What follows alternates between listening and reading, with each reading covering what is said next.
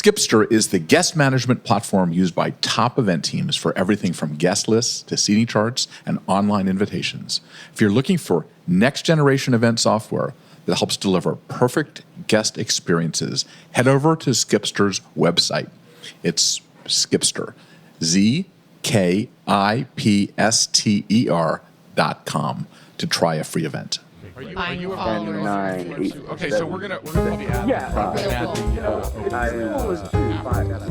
Welcome to GatherGeeks, a podcast by BizBash, the place where people passionate about meetings and events come together. Here are your hosts, BizBash CEO David Adler and Editor-in-Chief Beth Kormanik. Hi, David. Hey, Beth, here we are, another edition of GatherGeeks. Our guests today are Sarah, Soliman, Dowden, and Courtney Stanley of the new company, SarahxCourtney, also pronounced Sarah and Courtney. They offer professional development workshops and training on a number of issues, including advising women on how to strategically navigate obstacles to advance their careers, how to prevent sexual harassment at events, an effort they're calling the hashtag meetings2, which plays off of the Me Too name, and also one-on-one mentorship services. Their background is in event production, so they are at home in this industry, and they serve as co-chairs of MPI's new Global Women's Advisory Board. David, what is the role of this kind of professional development today, and maybe how it's differed from what people have sought out in the past? Well, what's wonderful about these two is that they are very likable, and that they are full of energy, full of vim and vigor, as we say, and they think they're going to motivate people to relate to them so that they will change.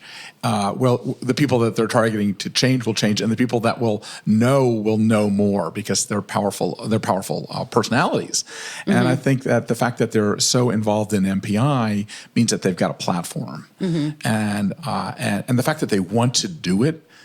They were just bowls of energy when I spoke to them, as you'll hear.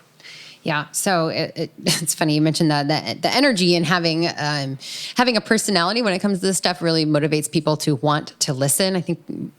I mean, we've all sat through those videos that try and lecture you on this stuff. They're the worst. They're the worst. Like driver ed videos. They're terrible. So today, Sarah and Courtney are going to talk about what they call the real stuff, like why it can be necessary to engage in office politics, or the role of the event planner in creating safe environments, and why planners should, quote, not be afraid to throw the creeps out the door. Let's listen.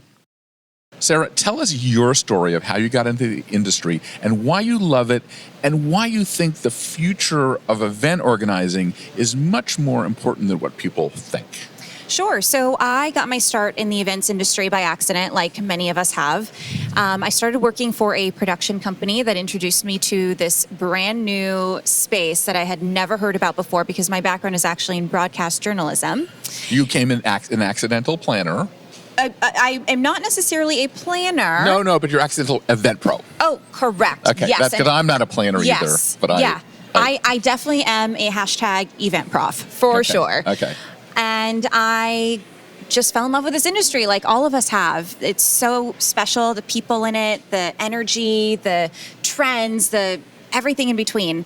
And from there, I decided to step away from the company I was working for, and I didn't necessarily have intentions on staying in the industry, to be quite honest with you. I started a production company, and I just wanted to keep doing video and telling people stories through video, and I didn't really know where that journey was going to take me, but the relationships that happen here in this space, including Courtney and I's relationship as a prime example, kept me in this industry. And I am so thankful for that. And I cannot imagine myself being anywhere else. And so for the last 5 years, you've had a great bird's eye seat because you've been interviewing people. We're at the MPI World Education Conference, and you're doing MPI TV.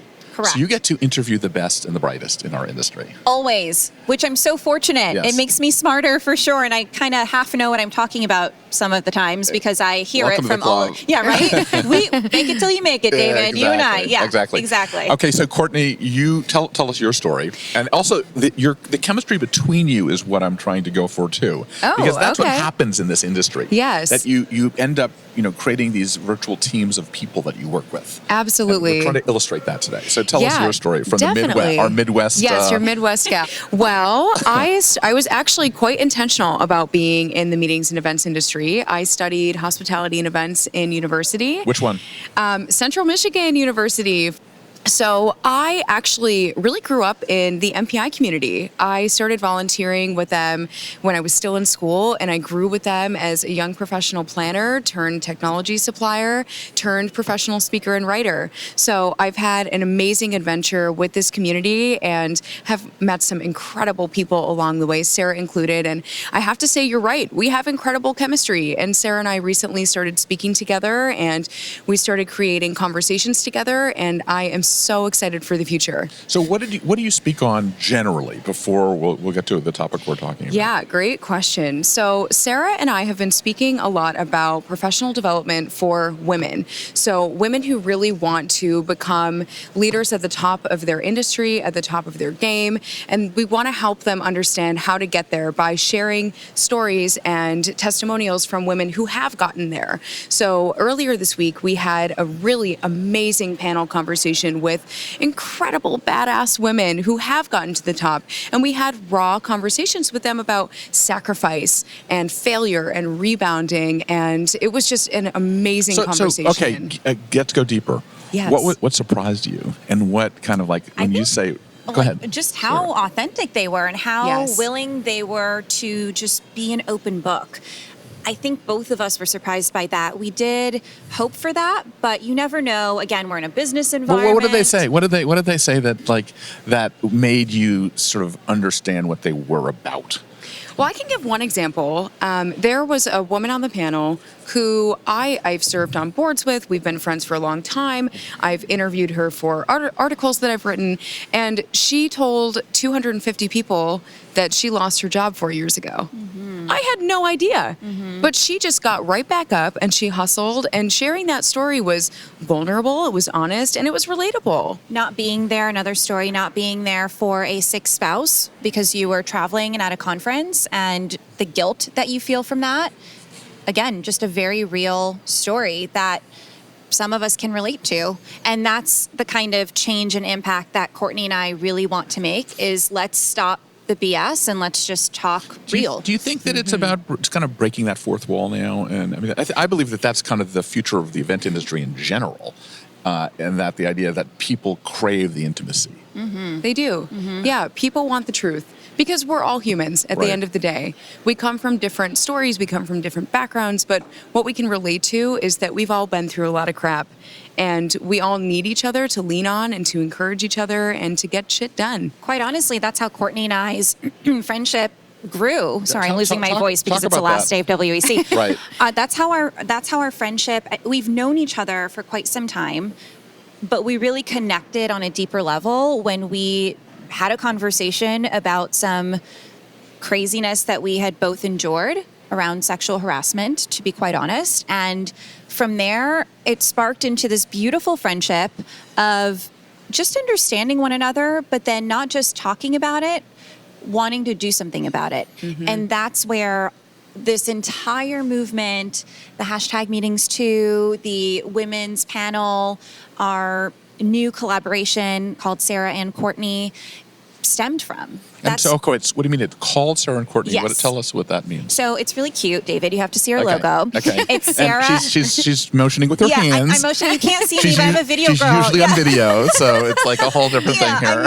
I'm used to the video camera. So, okay, I'm motioning this with is my the hand. real Sarah, by the way. Yeah, exactly. Yeah, it is. So it's Sarah with an H, and then X, Courtney. And it's Sarah and Courtney is how you would spell it out. Okay, and what is your sort of routine? Our routine is our speaking engagements, and we have been working on a really cool workshop that is not officially out yet, but we have just been, we've just been gathering some stories here and there from some really badass people, both in the industry and out, and we are just working on putting together an awesome workshop that we can tour with and take to places outside of our industry too. And what do you think it is that you're trying to accomplish? Yeah. I mean, what is the core? Let me back up. What I've stolen this comment from someone else, so from Scott Heffernan, who started Meetup, that the most powerful word in the English language and the most active word is the word "let's." Because whenever someone gets together, they say, let's get a lunch, let's hook up, let's start a revolution. And it sounded like your let's was, let's start a revolution. Correct. Okay, so tell us, with that, I'm building it up, so this better be good. I love it. Yeah, you should do all of our intros. I know. Yeah, I'm into it. Yeah, all of our great. pre-presentation intro. So, Okay, drum roll. yeah. Oh gosh. Oh, so much pressure now. I'm so excited. So Sarah and I, like we said, we've been in the industry almost 1 decade, and we have watched really great education over the year. We've participated, we've helped lead really great education. However, we feel like it's just a little bit stiff. It's a little bit vanilla. It's a little bit black and white, and it's really missing that human element. So we created a professional development program specifically for people who identify as women who are looking to excel in their careers, called Capture. And this program is very different from anything else that we've ever seen, in the sense that we are actually going to interview a plethora of really successful men and women who share their truths. So let's be on a mission together to get real, to get raw, to talk about the hard stuff, and let's connect as a community and develop together through honesty, transparency, and vulnerability. Okay, so what does, Brene Brown and all of that, I know Yes. we all love Brene Brown. Yes, and, yes. and that all of her things are about, that's the center of innovation, when you're real and honest. Absolutely. But what is it?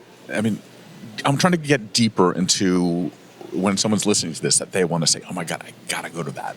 What is that? What is that? Not the elevator pitch, because I think that's too corporate and boring. No, I agree. But I think that's what makes it different to begin with, is that we don't lead with corporate. We don't lead with bullshit. We lead with authenticity. Mm-hmm. I've got to tell you, after our panel discussion this week, well, first of all, the room was set for 250 people, okay? That is quite a number of attendees to expect at a session. We were like, oh gosh, this is going to look empty. It was packed to the gills. And I say that because, not to brag, but because it shows you well, you're on to something. Yes, exactly. People are craving this kind of content. And not only that, but once we were done with our session, up until this morning, we are still having mostly women and some men, though, were in our session coming up to us and saying, we need more. We want more. Okay, tell me what was the magic of that session? Maybe that will help uncover this. How did you start it off? Just give us... Because these are women on our panel that have always been looked at as untouchable, as the corporate... You broke the veneer. Correct. We broke the veneer. We were able to get them to sit down, roll up their sleeves, let their hair down, and talk real, and not talk numbers, not talk sales, not talk anything else except for who they are as people. Okay, so who was the person sitting in the room that you were trying to go after? Who was it? You back 10 years ago? Was it who was the person? Was it you today that'll make you do better at your job, to be more vulnerable? What was the desired effect? We're actually workshopping this now as we talk. Yeah, humans. Being human. Being human. It's our audience is a human being, man, woman, everything in between. It's anyone who needs. It doesn't matter what level of success you've peaked at, you still need a human's perspective from someone else who has a different experience that can bring a different relevance to your life. So what surprised me during the session was that I almost felt like it would be more of a mentorship type vibe, where there would be a lot of young people in the audience who were really excited to hear from women who have, they've climbed the ranks. They've been in the industry for a long time. What surprised me, David, was that it was actually a lot of women who have been in the industry for a long time that were saying, holy crap, this is what I needed to hear. Not because they necessarily learned something that was so different and so new, but it was because they heard something that was so relatable, whether that was something painful or it was a story of failure or whatever, that it made them feel like they were home. And I'm going to share another perspective. That is such a great point, Courtney. And the other thing is our panelists felt a sense of, they were refreshed. It was rejuvenating for them to be able to be that real. Building a memorable experience for your guest means planning every detail right. Skipster is the guest management platform designed to help you create the perfect experience, from impressive online invitations to seamless check-in at the door. Get started at Skipster, spelled ZKIPSTER.com, for a free test event. So isn't this the goal of every person that runs a meeting or event? To get to the point that, is this the future of where all types of meetings, and we always, every time I've now done anything the last 10 years, everything comes back to Maya Angelou in terms of how did you make them feel. They didn't really care about the content necessarily, but there's something about it. So I'm trying to get to, what was the feeling? I think the industry is definitely moving that way, or has moved that way and will continue to. The theme this week that we're seeing at WEC, for example, is storytelling.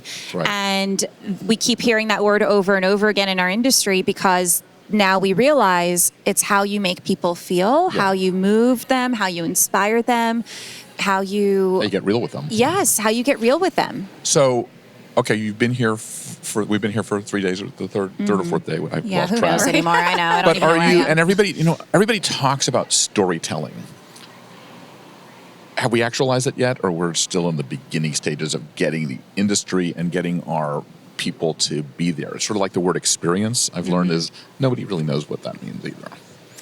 Like, look at it from your point of view. I don't think we're there yet.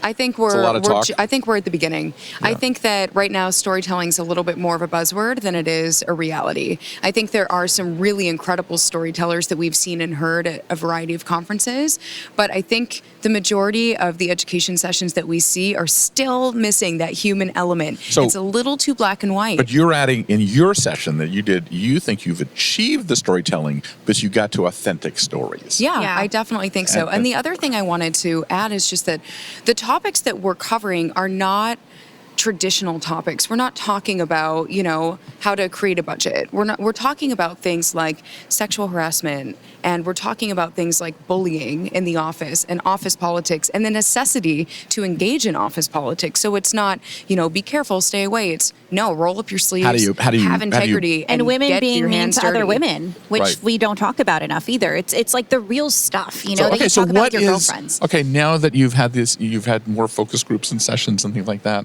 what do you believe are the real issues for men and women in the professional world, and what are they thinking about every day? Like, I think right now the biggest challenge is just trying to understand one another better and just trying to figure out everyone's boundaries, because we all have different boundaries. And what was really interesting is when Courtney and I started talking about sexual harassment, we've had men that have been friends with us for years and years and years just all of a sudden start acting so freaking ridiculous with us. Should I hug you? Should I not? right. Should So I? what is going on with this? Are we in this transition period right now where people don't know what to do? Yeah, for sure. Yeah, We're right in the middle a of weird it? spot right now. Yeah, where I think we definitely are, because it's been a year and a half since the Me Too movement was reignited, and I think that to be honest, I think that a lot of men are either scared because they don't want to overstep lines that they may not know exist, or that they've assumed existed at a different place, or they just back off altogether and don't want anything to do with women, which is terrible. There's actually now, Wow. people ask the question, was there any downfall to the Me Too movement? And yeah, there is. And that's that a lot of men are no longer mentoring women because they're terrified that they will be accused of something or that they'll do something wrong. And what's happening right now is that there has been awareness that's been created, but there's still a lack of education around behavior. And I know it sounds simple to a lot of people. Well, you act this way, not that way. But that's not the case. There actually is quite a bit of gray, and there aren't enough conversations around what is acceptable and what's not. So let's go real deep. Like, you're an event organizer and you're planning events, and what is acceptable now? Where are we in this? Like, what do you do as a planner? I mean, how has it changed for you personally? I mean, I think putting the pressure, I think a planner's job is to ensure the safety of its attendees, right? So it's not their job to control the behaviors of every single individual that walks into their convention center or hotel or what have you. It's to develop a system and that system is in place, should there be... Is it a system or a stated policy that It's they can, both. they I think can it's go I think from? it's a policy and a system, because you need a policy in place to actually tell people what you stand for, what your organization stands for, what your event stands for. But then you need a system, because not everyone's going to follow that policy. Well, and that's the problem. Right, exactly. And that system has to include accountability. So it's not enough to have a mission statement or, a code of conduct. You have to actually follow through. Yep. And not be afraid to throw the creeps out the door. So it's not necessarily just the planner's job. It's our own individual. totally. Well, you just act normal. I was at the gender equity panel, and the idea of seeing trans people and being exposed to what people are going through, the realness that you're talking about in your session, I saw in that, and it was really inspiring to see people tackling these things. I don't know if we're in the real world or not here. Are we in a utopian world, because event organizers and people in our world are so inclusive and try to do the better thing? We're beyond the era of when I have talked about my friends from years ago. There was this concept called TSRs, trade show romances. Oh, was the worst part of what you think about from conventions in the old days. And Interesting. well, I have to say, can I spill a little secret here? Sure, no, go for Okay. it. Nobody's I was listening. at an event last night. Yeah. I was at an event last Yeah. night, and I did see some people making out on a couch. So the romance at the conventions and trade shows it's still a thing. I believe that romance and people meeting each other at places like this is a natural, normal It is. thing. It and is. also, It is. when Courtney and I talk about sexual harassment, we're not talking about consensual. I mean, if you consent to something, you are an adult, you make your decisions. We're talking about unwanted, unasked for, that kind of stuff. Okay, to be naive, is it still going on as big as we've ever seen before? I mean, are you Totally. personally Sexual in your world? harassment? Yeah, Yes. tell us. Oh, I'm yes, asking that as a David. naive question A big to get fat your yes. and you're seeing it. You guys are modern women. Where is it coming from? Is it coming from older guys that don't know what they're talking about? Is it coming from young kids that are just not aware? Where is it? I don't know where it's coming. I mean, I can speak. I don't want to say that this is the only answer, because I think it can come from any age, from any person, from any gender. My personal experience tends to be with older men, and I don't say that with that's not consensual. It's just that my experience as a person who has gone through sexual harassment at a variety of conferences and events, it's always been older men. What does sexual harassment look like to you in 2019? That's the key word, to What you. does it look like to you in 2019? Well, I want to just preface by saying that sexual harassment can look differently to different people. Absolutely. I mean, to me personally, it could be handing me your room number. It could be People are doing that. I mean, I'm so naive, I guess. Yeah, people are doing it, and it's people that you don't even really know. It's so God, presumptuous. that's It's creepy. so creepy. It could be that somebody gets a little bit too touchy and it's uncomfortable, or it could be that they make a comment that's inappropriate, or that they straight up just grab you where they feel like grabbing you, and all of those 2019, things. it's crazy. Yes. Oh, yeah. Yes. Same thing. Oh, yeah. Oh, for sure. Same exact thing. It happens all the time, and it doesn't matter if we've become the faces of sexual harassment prevention. It doesn't matter. I think at the end of the day, it comes to someone's intent and their character, and it doesn't matter how much you try to preach to them to stop doing XYZ. If someone has poor character and poor intent, they are going to do what they do. Even people that you know? Oh yeah. That know what you're doing. Yeah, that's the thing. This was something that actually I found appalling, but also infuriating. Right. So right before the Me Too movement was reignited, I wrote an article that shared testimonies from women within the meetings industry, sharing stories about their experiences as victims of sexual harassment. So I shared this article. My name is on the article. My picture's next to the title of the article. And then the Me Too movement kicked off. It became a huge conversation. The article was picked up. It got a lot of exposure. And I was, it took maybe a month, 2 months later, I was groped by a colleague who knew about the work I was doing, and it didn't stop him. And what do you say? I reported him, and we dealt with it from there. And it became a bigger case in a sense? It became a non-issue. A non-issue. Yeah. Okay. And so it's pretty, I mean, it seems so shocking to me that it's still going on. I guess I'm more aware than most, but it just seems crazy. It's not. This is not. The thing is sexual harassment is not. No, not everyone is guilty of it, right? Thank God. And Yes. there are many. Call it naive. I don't think you're naive. I think you're just a good person, right? So I don't think it's being naive. I think it's just being a good person with, again, good intent, good character. And it's a non-issue, as Courtney said, for people like you, for people like us, because sexual harassment is a human problem. It's not just, of course, it's a higher percentage of men to women, but women harass men as well. Right. So, But I think the other thing is why we're not seeing it go away and why it is, such an issue that continues to be, has been for ever, is that it's a societal issue. Right. So the Me Too movement is not a short-term conversation. It's a conversation that's highlighting, forever, this problem that has continued to go on, and it's not going to change overnight. And it takes conversations that will be ongoing where we really push the boundaries of what sexual harassment is and how do we stop it from happening. And to circle back around, right?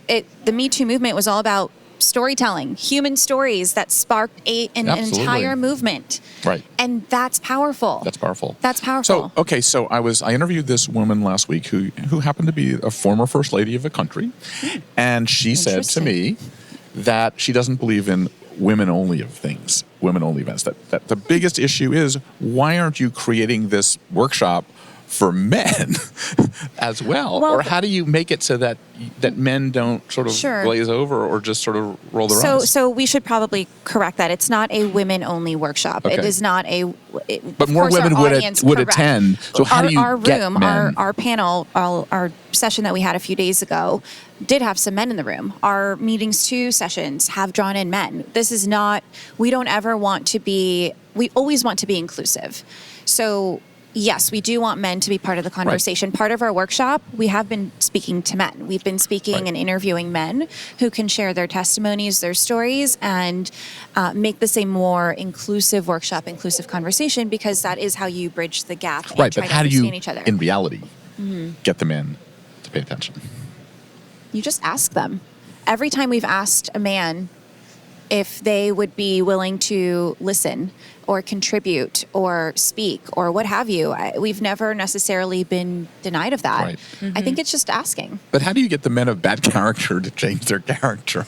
That's a really tough one, and I don't know that I have the answer to that. I don't either. Yeah. I think that's an internal problem or challenge that individual needs to undergo help for. There have been men that I know of that have been in trouble for, sexual, almost losing their jobs or losing their jobs over sexual harassment allegations, and they still are at it. And it's so bizarre to me, but that's a character problem. Well, look at the Harvey Weinsteins of the world. That happened because of the people that were the ones of bad character that did it. So let's wrap up with the idea of what advice do you give to the up and coming person that wants to get into our industry as a sort of a standard operating procedure in terms of their behavior, in terms of how they approach it. How do you prevent them from being afraid to get into this industry because of that? What is your sort of prescription? There's so much I'd like to say. Well, go ahead. I don't have a one-liner that is clever or intelligent whatsoever. Right. However, what I will say is what has gotten me this far is I've always been true to myself, and I have always built very genuine relationships with boundaries, and I've always been clear about my boundaries. And I think the biggest thing is that I'm a real person. Everyone that I have known since I was 22 and started in this industry, I'm still that same person. Of course, I've matured and all of those good things, but I'm still the same as I was then. My character is true, and that's, to me, the biggest and best piece of advice that I could give anyone going into any industry, but especially this one. Yeah. Courtney? Yeah, I would agree with all of that, what Sarah just said. And I would wholeheartedly agree with the importance of building meaningful relationships. I would also say, my best advice is to hustle, work hard, have integrity, value the people around you, value yourself, and ask questions. I think one of the best things that you can do that I've really seen, a lot of great results from is just asking people for their advice and asking them about their experiences, because you learn so much from the people around you. And I think sometimes you get so stuck in your own world that you forget that you don't have all the answers and you're not expected to. So, okay, the last question is, what advice do you give to the men that are confused? And where do they go? How do they go on Google and figure out, like, what should I be doing? What am I doing wrong? Help me, Siri. No, I'm just kidding. Well, what do you mean? Hold on, because I'm trying to figure out, like, when they're used to, like, wanting to meet somebody at an event, what are the things that they shouldn't be approaching it in certain ways? They want to be a consensual relationship with people, but they're making mistakes and they don't even realize they're making mistakes. Don't overthink it. Women can tell when a man's intentions are pure and when they're not pure. I have plenty of men that hug me tight and I'm not weirded out by it because they're like family to me, and I will never ever think that they're being inappropriate. Just don't overthink it. If I were a man in today's society with the Me Too movement, just don't overthink things. If, again, your intentions are good, you have nothing to worry about. And I would add the same piece of advice that I would give to anybody else. Ask questions and listen. So you could be honest. Is this bothering you?